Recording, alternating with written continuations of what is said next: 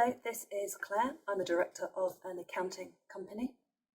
I would give 10 to 8 a 5-star review. For more reviews like this, click below. So we didn't have any software in place to deal with calendarization of scheduling of events or when we were due to meet clients. So that's why we decided to look up a product that would do that for us. So we did do a bit of investigation, and we did look at what options were out there. And we did look at what our current clients were doing and what they were sending us for meetings. So that's what we did to start with. So the reason we chose 10 to 8 for our business was one of the major decisions was the fact that it was free. That was a big bonus for us when you're starting out a new company. Cost is obviously a factor. It's not the only factor. You want it to be reliable. You want it to be able to do the things that you want it to be able to do. You wanted it to have a good reputation. One of our clients was already using it, so that was a tick for that box. As I said, the fact that it was free was also a big tick for us.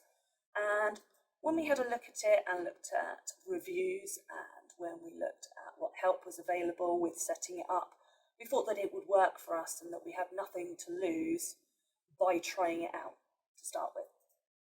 We found the onboarding and integration process pretty simple. We didn't have another product that we were transferring over. What we did, however, have was we had calendars on our phones. So at that point we had an iPhone, so we had iCal, and we had other calendars on there. And we wanted to make sure that people couldn't book dates that we already had things in place, whether that be personal or other business meetings already. And we found that we could do that seamlessly. We could see on 10 to 8 what things we had on, and we could also see on our phone what things we had on. And that worked for multiple members of staff. So we found that bit really good, and there's help provided on 10 to 8 as to how to do that with whatever type of phone you've got and whatever type of calendar that you may already be using. So the integration we found it was a little bit tricky, but there were guidelines to show you how to do it. When you're looking at a new software, it's very tempting to just jump in, all guns blazing, trying to get it set up and just trying to use it straight away. I would say the most important thing is to look at all of its capabilities, look at the scheduling, look at how you can set it up. So do you want to set it up by where the meeting place is, or by the person that they're meeting?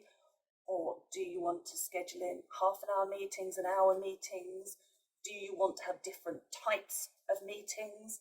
And do you want ultimately the client to be able to choose the time that they meet with you and that automatically go in your calendar? Or do you want to be able to get them to request that meeting and then you make that ultimate decision? We also found what was really useful is that you could add to it some notes. So during COVID, we set it up so that if they booked something, they also had to sign to say that they would agree with our COVID policy. So it's just about mapping out what you want from the product to make sure that you've got it set up right, because what you don't want is clients getting text messages for when they're not supposed to be having meetings and additional communication that they haven't agreed to. So it's just about getting it set up right in the first place. And if you spend a bit of time doing that, it will then be really, really simple to use. And that's why we rated it 5 out of 5.